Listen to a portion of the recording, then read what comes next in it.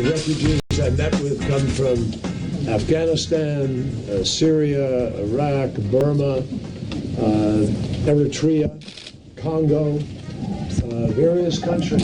And they have escaped great violence. They've escaped threat to their lives and their families. And they have come here looking for the possibility of a new life. Everybody has said that. They need and want a new life. This young fellow here and this woman and her husband have just passed their citizenship exam. They've been here for a while now, about 5 years. Every one of these people has been through a very detailed screening. I think one person described 6 hours of a particular interview just to begin to become qualified. They come to America, they go to work. It is a requirement that they have to find a job, any job. And they go to work and they begin to build their lives again. I'm particularly grateful to the folks here in the community who are contributing so much to the ability of these folks to go to work, to be able to find an apartment and begin to become American. Everyone here wants to be an American. Define American, John Kerry. Is an American somebody who appears before Congress to disparage and destroy the reputations of American soldiers? Is that a true American? By the way, the refugees, they just want a new life. They just want a new life. Give it to them. And I will point a gun at you if you don't. Oh, the blessings of socialism. Welcome back to the show. I'm Sam Sorbo. I'm joined now by Phil Haney. He's recently retired from DHS as a Customs and Border Protection Officer. But during his tenure, he conducted investigations into terrorist groups that were infiltrating jihadists, into and out of the United States. Wow. I messed that up pretty well. Welcome to the show, Philip. Thank you. Good morning. Good. It's How are you good today? To speak with you. Well, you know, I'm a little frustrated because they keep promising us that they're doing everything possible.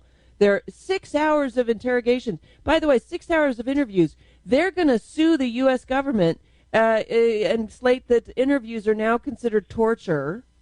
And so we will be liable. We will no longer be allowed to interview these people because that's torture. It's off the rails at this point. Tell me your story. Well, I'd like to comment on that. We're focused on civil rights and civil liberties to the extreme these days. I've been speaking about this lately, and it pushes the law enforcement aspect completely out of the arena. We're not looking at law enforcement. We're looking at civil rights and civil liberties that have been bequeathed to people before they're even American citizens yet. Otherwise, they wouldn't be complaining about these interviews. My story, as you mentioned, is targeting groups that are known affiliates of jihad, and I did that as my specialty within the DHS. I was a founding member starting in 2003. And I had a background already in the Middle East and Quranic Arabic, and so basically hit the ground running when the agency was stood up. First 2 or 3 years, things were going pretty well from a law enforcement perspective, and then things started going sideways around 2006. And sideways, you mean how? Like it's specifically, well, so that we have a full understanding here. It was a trajectory that's led us to where we are today. Your frustration started internally inside the agencies that were originally created to help protect our country from threats, both foreign and domestic. And we started getting pushback from inside the agencies vis-a-vis civil rights and civil liberties. We don't want to, if these people are affiliated with organizations in only a limited way, and we want to still let them in. And things became subjective instead of being based on law. So if they're a part-time jihadi, they only kill in the afternoons, it's okay. Yeah. I'm sorry. It's from a law enforcement, you can't develop cases if you have to go by subjective definitions. Limited, occasional, those kind of words don't work in law enforcement. You have to develop standards You have to create affiliations and links called connecting the dots.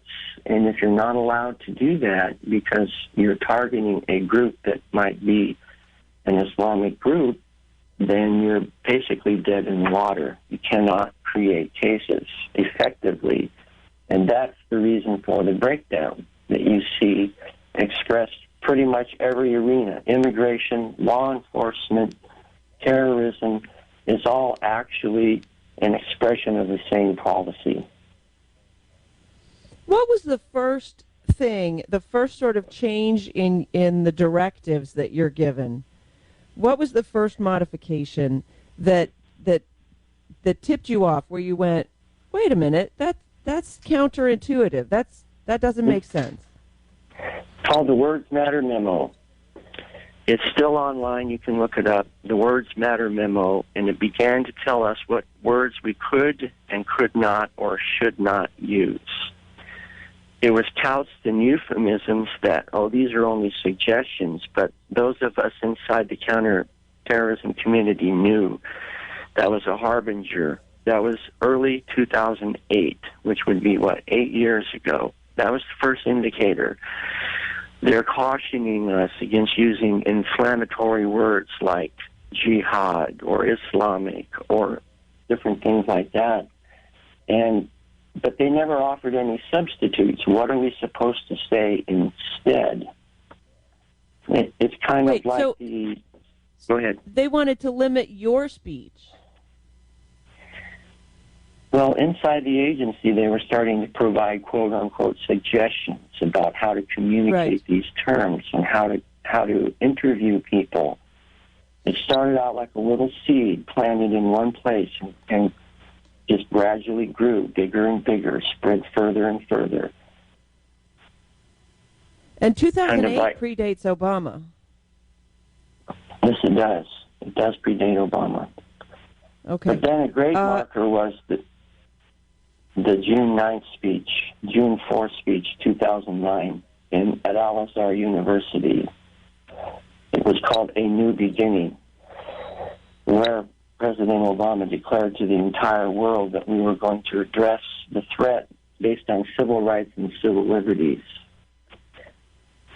And he held true to his word, and he was backed up by Eric Holder with the Department of Justice. And they also held true to their word. Let me ask you this, and forgive me. I know this may sound like a stupid question, but I think it needs to be addressed. Is it possible that the thought is that if we can just extend civil rights to people, that they will understand and embrace the idea of civil rights? Because obviously Islam doesn't embrace civil rights. Sharia doesn't acknowledge civil rights, right? Could it? Well, go ahead. That's the problem, is that if your worldview defines civil rights as compliant to Sharia, and your worldview prohibits you from accepting the definition of civil rights from a Western perspective, then we're using the same words, but we have entirely different worldviews, and they're incompatible. There is no way that an observant Muslim is ever going to accept the definition of Western civil rights and civil liberties.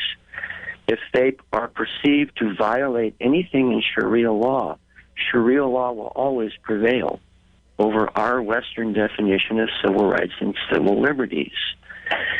They use it as a screen to come into the country and advocate civil rights and civil liberties, but their real intention is to implement Sharia law. Wow. I mean, so there's no way to reconcile. I'm trying to. I want to give people the benefit of the doubt, and I know that some of my listeners are going, it can't be all that bad. It's just, we're trying to bring them up to speed. John Kerry says they're gonna come to the United States. This is the first step toward being American. But the definition of American is now being shifted.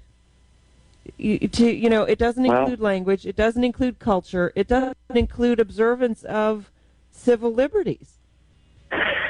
There's a fundamental conflict between Sharia law and we'll call it Western civil rights and civil liberties. That is the clash of civilizations.